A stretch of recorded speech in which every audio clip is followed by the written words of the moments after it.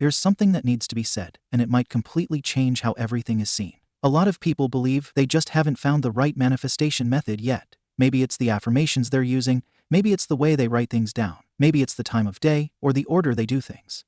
That's the belief running in the background. If the right method is finally found, then everything will suddenly change. Life will improve, the dream will come true. But that idea is actually the biggest block of all. It's not helping, it's delaying everything. Because here's the truth, there is no perfect method. And that's not a bad thing, it's actually the best news ever. Because it means the power isn't in the method at all, it's in the one using it.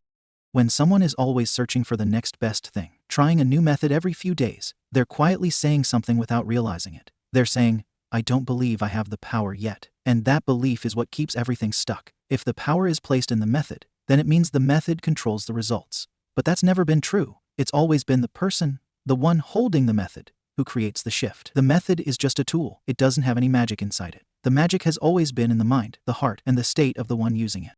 It's like someone trying on 100 different shoes, hoping one of them will make them run faster. But the shoes aren't the problem. It's the belief that they're not already fast enough without them. The same thing happens with manifestation. People keep trying new affirmations, new journal prompts, new moon rituals, all hoping one will finally do the job. But deep down, they're still feeling unsure. They're still looking outside for something that was always meant to come from inside. That's why the results don't show up. Not because the methods are bad, but because the belief is still placed in something outside the self. This truth might feel a little hard to accept at first, especially after so many months or even years of searching. But it can also feel like freedom, because it means the search can stop right now. No more jumping from video to video, method to method, hoping one will finally fix it all. The real change starts by realizing the power has always been in the one imagining the new life.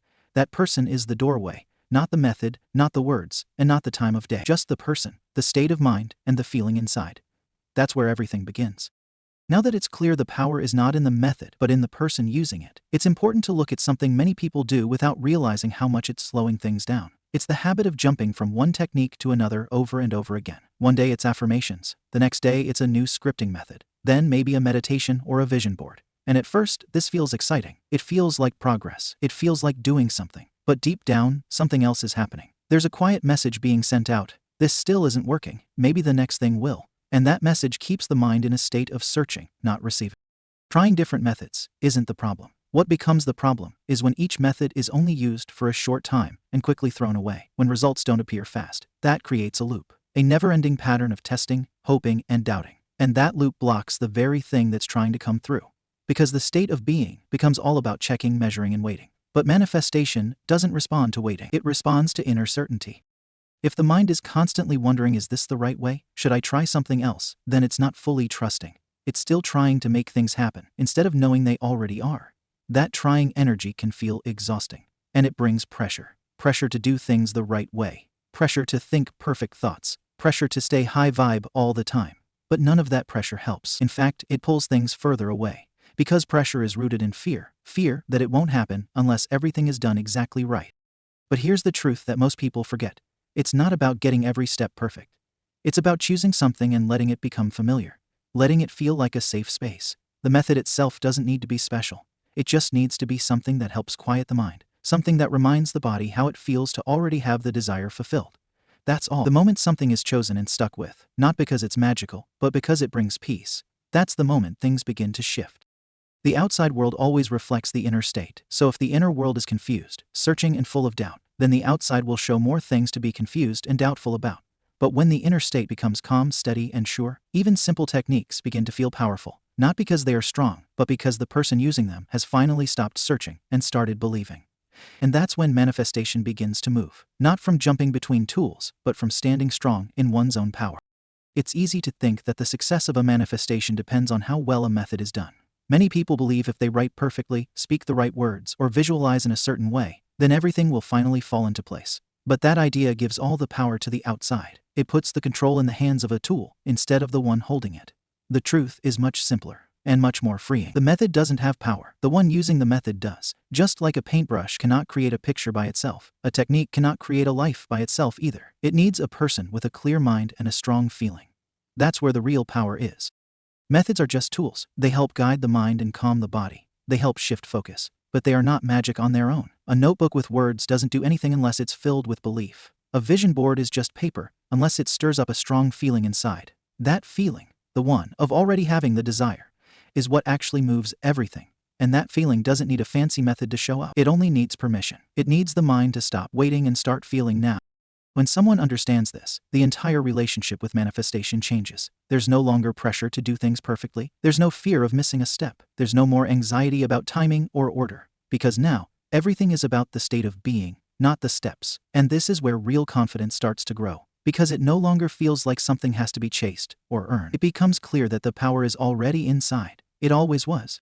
This is why it's okay to choose one simple method and let it become familiar. Let it feel natural. Let it become a space that helps you tap into the feeling of already having. Because again, it's not about the method. It's about what the method helps you feel. If the technique helps you connect with that version of you who already has the desire, then it's doing its job. But it's not the technique creating the shift. It's you. You are the one building the state. You are the one creating the result. And once you know that, you're free. There's no need to keep looking outside anymore. The tools can help, but they are only mirrors. The real magic happens when you stop asking, "What else do I need?" and start saying, "It's already mine." That switch changes everything. Not because of something you do, but because of who you decide to be. And that decision is what brings the manifestation to life. Not the method, not the steps, just you and the way you feel inside.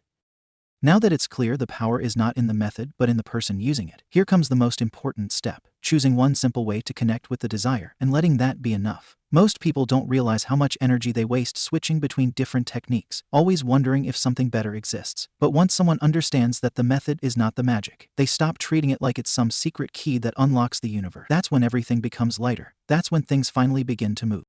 It doesn't matter whether someone chooses affirmations, journaling, scripting, visualizing, or something else. What matters is that they stop running from one thing to another like a person searching for treasure with a broken map. The treasure was never buried somewhere else. It was always within. The method is not the path to the power. The method is just a quiet place to return to.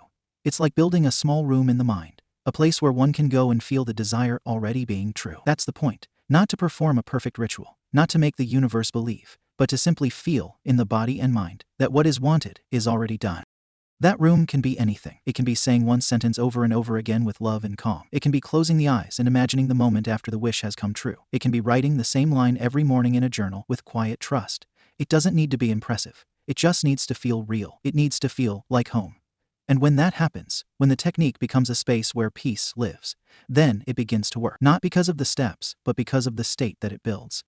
But here's what often happens. When someone doesn't see results right away, they leave that room too quickly. They stop trusting it and go looking for a new room, a new method, a new answer. And that's where the cycle begins again. This kind of jumping sends a message to the mind, "I don't believe it's working." And that message becomes a feeling. And that feeling becomes a block. But if someone stays in that space, if they trust the simple practice they chose, then something amazing begins to grow. The mind calms down, the pressure fades, and belief starts to become natural, not forced. This doesn't mean staying stuck in one method forever. It means choosing to commit to a feeling long enough for it to take root, letting it grow like a seed, instead of digging it up every day to check if it's sprouting. One small method, held with trust and calm, becomes more powerful than 10 complicated ones used in fear and doubt. And once the mind truly understands this, the whole journey becomes easier. At this point, it should be clear, the universe is not listening to the words being said, or the method being followed, or how many steps are taken in the exact right order. What it responds to is much simpler than that. It responds to the state of being. It reacts to the energy behind the action. And that state is made of belief, trust, and the feeling of already having. That's what matters most. The outer world is shaped by the inner world. So if the inner world is calm, steady, and full of quiet confidence, the outer world will begin to reflect that. Not right away like flipping a switch, but naturally, like the sun rising, without effort. Many people keep doing technique after technique, thinking the process itself is what will create the result. They keep checking to see if things have changed, watching the clock, watching the calendar, wondering, is it working yet? But checking is not faith. Checking is fear in disguise. It says, I don't know if it's really happening. And that message, even if it's quiet, becomes the vibration that gets sent out. That's why it's so important to understand this truth. The universe doesn't respond to effort. It responds to emotion. It mirrors back the feeling that is most alive inside. This is why the feeling of the wish already being fulfilled is more powerful than any method ever created. That one feeling can carry the entire process. When someone drops into that inner space, where there is no doubt, no waiting, no needing, something begins to shift on its own. And the best part is, there's no pressure anymore. There's no need to impress the universe.